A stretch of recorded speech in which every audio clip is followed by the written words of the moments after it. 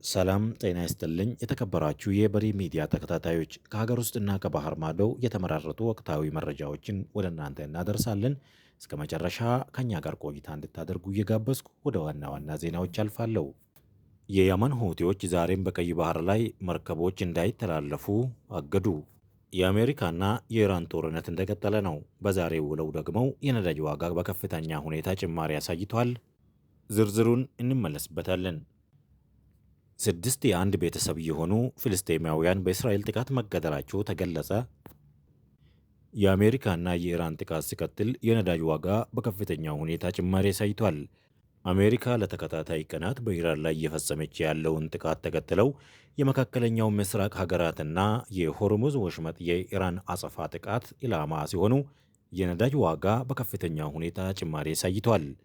በተለይ ዮርዳኖስ ባለፉት ተከታታይ ቀናት በኢራን ሚሳኤሎች ተከታታይ ጥቃቶች እየተፈጸመባት ሲሆን ሚሳኤሎችን ለማክሸፍ በምታደርገው ጥረት ተወጥራለች ተብሏል። የእስራኤል አጎራባች በሆነችው ዮርዳኖስ ላይ በዛሬው ዕለት 6 የኢራን ሚሳኤሎች እየተተኮሱባትና የአገሪቱ ጦር ሰራዊት አራቱን ማክሸፉን አስታውቋል። ሁለቱ ደግሞ ሰው በማይኖርባቸው ራቅ ያሉ ስፍራዎች ላይ መውደቃቸውን ፔትራ የተባለ የዜና ወኪል ዘግቧል። አሶሺየትድ ፕሬስ በበኩሉ የእስራኤል አይላት ከተማ ነዋሪዎች የቀረጹትና በቀይ ባህር ዳርቻ ላይ ከምትገኘው አቃባ ከተማ ላይ የሚነሳ ጭስ ወደ ሰማይ ሲወጣ የሚያሳይ ቪዲዮዎችን ለቋል።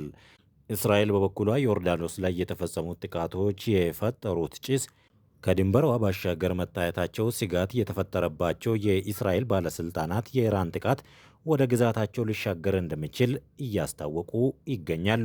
ዮርዳኖስ የአሜሪካ ጦር ሰራዊት አባላትና አውሮፕላኖችን በግዛቷ ውስጥ እንዲሰፍሩ በመፍቀዷ ምክንያት በተደጋጋሚ የኢራን ጥቃት ዕላማ ትሆናለች። በተጨማሪም ኩዌትና ባህሬን ባለፉት ቀናት የኢራን ጥቃት ደርሶባቸዋል። በፋሪስ ባህረ ሰላጤ አካባቢ የሚደረገው የኢራንና የአሜሪካ ጦርነት ዳግም ከተቀሰቀሰ በኋላ የሆርሙዝ ወሽመጥ ደህንነት አደጋ ላይ በመውደቁ መርከቦች ስጋት ተደቅኖባቸዋል። ባለፉት ሳምንታት በርካታ መርከቦችን በተወንጫፊዎች መመታታቸውን ተከትሎ የነዳጅ ጫኝ መርከቦች እንቅስቃሴ በከፍተኛ መጠን ቀንሷል። በዚህም ሳቢያ በጦርነቱ መቆም ከፍተኛ ቅናሽ አሳይቶ የነበረው የነዳጅ ዋጋ እያሻቀበ ሲሆን በአሁኑ ወቅት ከሰኔ ወር መጀመሪያ ወዲህ ከፍተኛ የሆነው ደረጃ ላይ ደርሷል ተብሏል። በዛሬው የብረንት የነዳጅ ገበያ ተመን መሰረት የአንድ በርሜል ዋጋ ወደ $94 መድረሱ ከአንድ ወር በላይ በሆነው ጊዜ ውስጥ ዋጋ ከፍተኛ መጠን ላይ ደርሷልም ተብሏል። ኢራን በአሜሪካ በሚፈጸምባት ጥቃት ምክንያት በመካከለኛው ምስራቅ አገራትና የሆርሙዝ ወሽመጥን መመሪያውን በምትሱ መርከቦች ላይ የምትፈጽመው ጥቃት አጠናክራለች። በዚህ የተነሳ ለመርከቦች ያወጣቸውን መመሪያ አላከበሩም ያላቻቸውን በሆርሙዝ ወሽመጥ በኩል ሊያቋርጡ የነበሩ 2 መርከቦች ማስቆሟንና ጥቃት መፈጸሟን አስታውቃለች። የየመን ሁቲዎች ዛሬም በቀይ ባህር ላይ መርከቦች እንዳይተላለፉ አገዱም።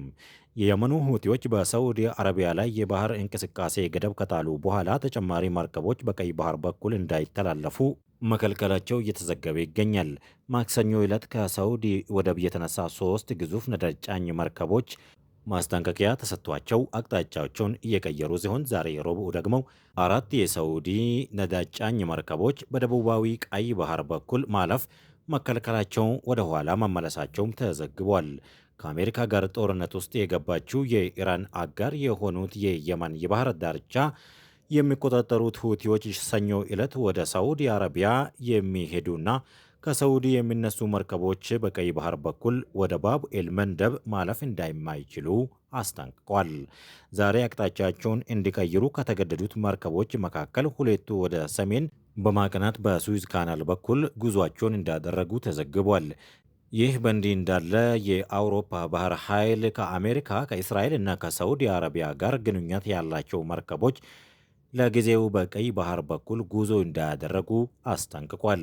ይህ ደግሞ እንደ ምክንያት የወሰዱት ከሀገራቱ ጋር የሚያያዙ መርከቦች በሁቲ ታጣቂዎች ጥቃት ሊፈጸምባቸው የሚችልበት ከፍተኛ ዕድል ስላላቸው መሆኑን በመጥቀስ በጉዞ ላይም ካሉ አቅጣጫቸውን እንዲቀይሩ መክሯል። በቀይ ባህር የመርከቦች እንቅስቃሴ ላይ የተፈጠረው ስጋት በሆርሙዝ ሰርጥ ላይ ለወራት ካለው ቀውስ ጋር ተደምረው በዓለም የነዳጅ አቅርቦት ላይ ጫና ስለሚፈጥር የዋጋ ጭማሪ መከሰቱ እንደማይቀር ነው እየተዘገበው። 6 የአንድ ቤተሰብ አባላት የሆኑ ፍልስጤማውያን በእስራኤል ጥቃት መገደላቸው ተገለጸ።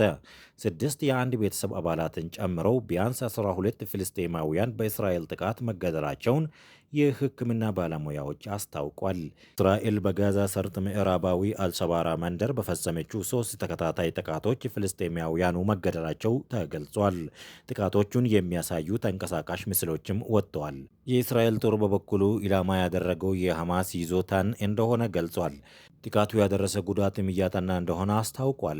እስራኤልና ሐማስ የተኩስ አቁም ስምምነት ከተፈራረሙ በኋላ ቢያንስ 1168 ፍልስጤማውያን መገደላቸውን የጋዛ ጤና ሚኒስቴር ገልጿል። አሜሪካ ለሳዑዲ አረቢያ የሲቪል ኒውክለር ተቋም ልትገነባ መሆኑ ተዘገበ። አሜሪካና ሳዑዲ አረቢያ የኒውክለር መርሃ ግብር ለመገንባት የሚያስችል ሥራ ለመጀመር ስምምነት ለመፈረም እንደሆነ ኒውዮርክ ታይምስ ዘግቧል። ስምምነቱ ዛሬ እንደሚፈረም እየተነገረ ሲሆን ይህም በመካከለኛው ምስራቅ ዋነኛ የነዳጅ ዘይት አምራች ለሆነችው ሳዑዲ አረቢያ አዲስ እርምጃ ነውም ተብሏል። ስምምነቱ ለአሜሪካ የኒውክለር ኢንዱስትሪ በቢሊዮኖች የሚቆጠሩ ዶላር ገንዘብ እንደሚያስገኝ የፕሬዝዳንት ዶናልድ ትራምፕ አስተዳደር ገልጿል። አድማጮች ለዛሬ ያዘጋጀንላቸው ዜናዎች እነዚህን ይመስሉ ነበር። ከኛ ጋር ቆይታ ስላደረጋችሁ እናመሰግናለን።